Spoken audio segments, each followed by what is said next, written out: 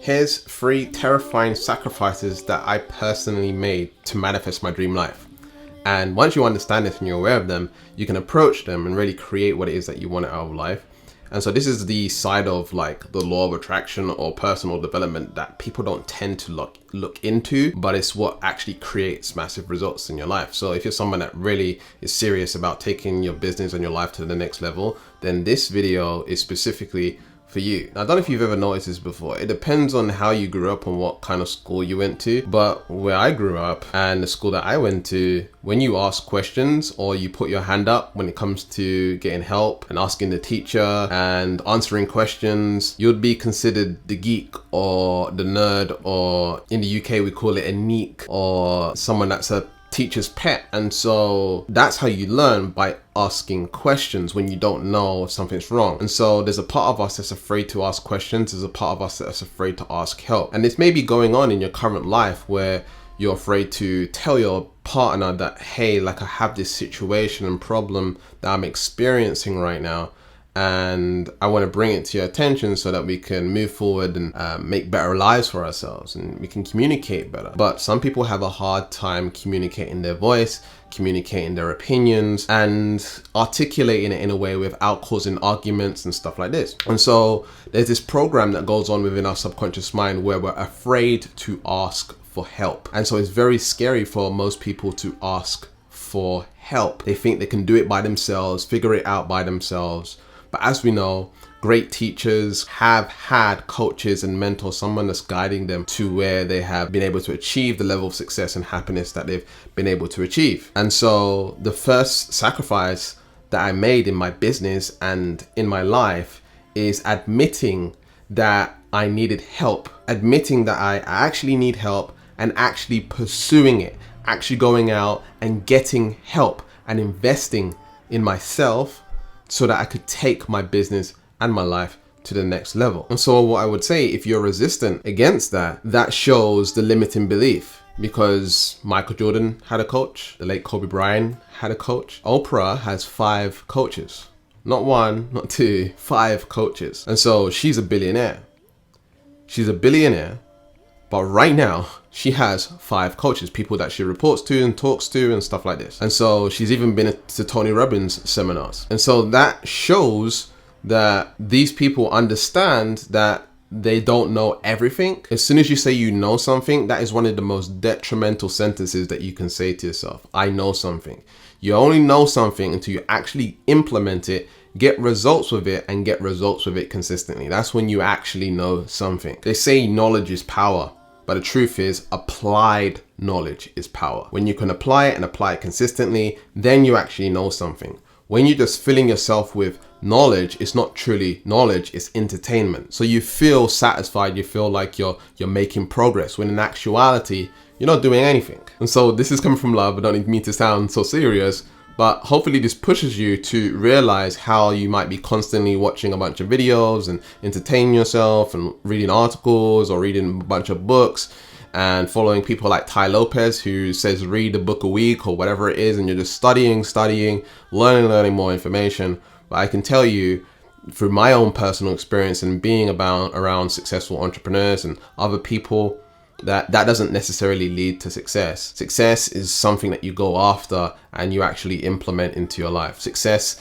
is a process. Success is enjoying the process, in my honest opinion. But I want you to analyze and realize in areas of life where you are not communicating your voice, where you're not sharing that you need help with something, or you're suffering with something, or you're having a hard time with something, and you're just keeping it within you and you're burying it and you're pushing it down. Speaking to someone and communicating it is very important. I can tell you this dramatically changed my life, that I were able to go ahead and seek help in any challenging situation, anything that I'm going through, and speak to someone, get a coach, a mentor, or even speak to a family member, a friend, sometimes even a stranger. There's so many groups and gatherings and stuff like this online where you can start talking to some random person and get things off your chest.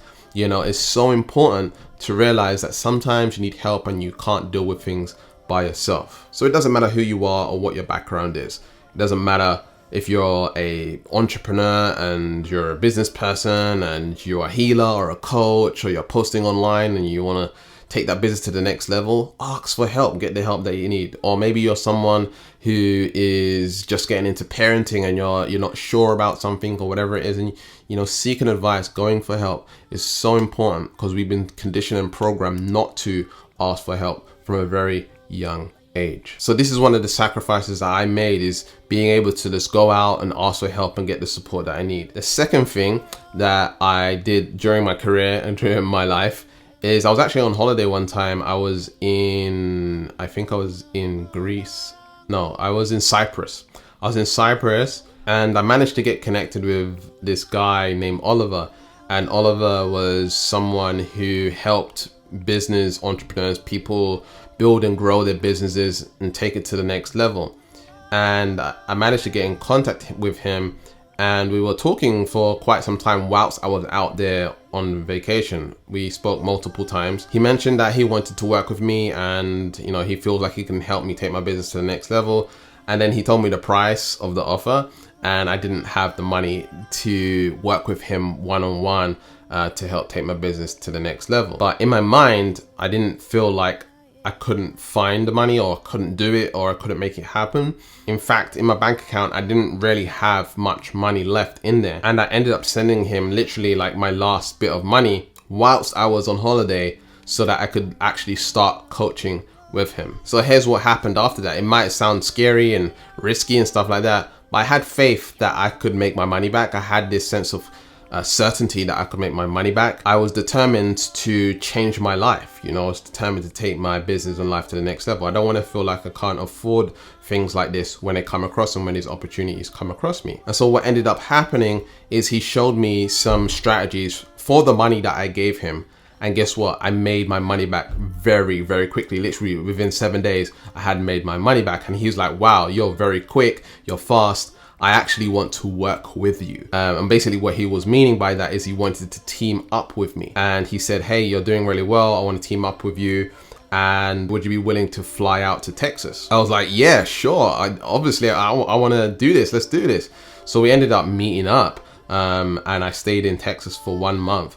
And I actually got to experience working with him one-on-one, pretty much for free. I didn't have to pay the rest of that coaching fee. And we ended up teaming up 50-50 on a business.